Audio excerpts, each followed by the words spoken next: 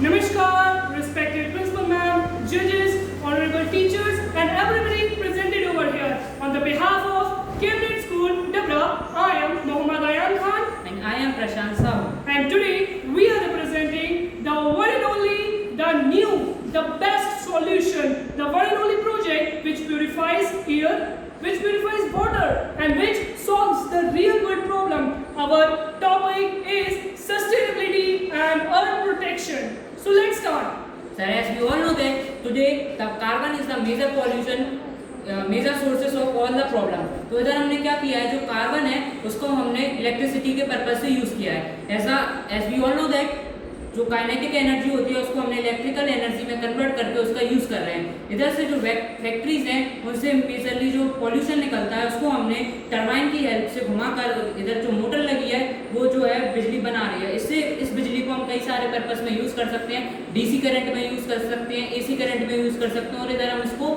Lighting के purpose से use कर रहे हैं. So moving ahead, आप देख सकते हैं कि यहाँ पर हम लोगों को पता है इंडिया में इतनी सारी सेवरल फैक्ट्रीज हैं जो इतना सारा खराब पानी वेस्ट करती हैं और उनको रिवर्स के अंदर डिस्चार्ज करती हैं. But with the help of this project हमने उस पानी को पहले कंटेनर में स्टोर किया है और उसके बाद उस पानी को हमने डिफरेंट लेवल्स ऑफ सोर्सेज और डिफरेंट प्यूरिफिकेशन थिंग से पास कराया है.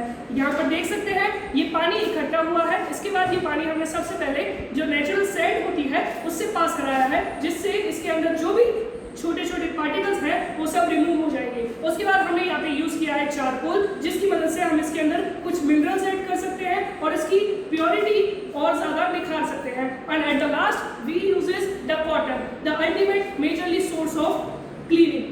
तो कॉटन की हेल्प से हमने इसको पानी को और प्योरीफाई किया है और इसको इस यूज में बनाया है कि इस पानी की मदद से हम फार्मिंग पर्पस में हम इसको यूज कर सकें और आगे ये पानी ना तो किसी रिवर में डिस्चार्ज होगा जिससे ना तो रिवर पॉल्यूशन होगी, और दूसरी चीज ये जो पानी होगा ये पानी हम खेतों में देंगे जिससे ज्यादा से ज्यादा जो फसल पैदावार होगी वो न्यूट्रिशियस होगी और हम लोगों को ज्यादा से ज्यादा मदद मिलेगी. तो आखिर सवाल बनता है ये पॉल्यूशन आता कहाँ से है. पॉल्यूशन का मेजर सोर्स है हमारे व्हीकल्स में जो फ्यूल्स होता है वो बने होते हैं हाइड्रोकार्बन्स के, जो कि बर्न होने पे CO2 ज़्यादातर रिलीज करते हैं. तो इसका हमने एक अल्टीमेट सॉल्यूशन निकाला है. हमने देखा होगा हमारे घर के आसपास जितने भी रिवर्स हैं, पॉन्ड्स हैं, उनमें हमें इजीली एल्गी देखने को मिलती है.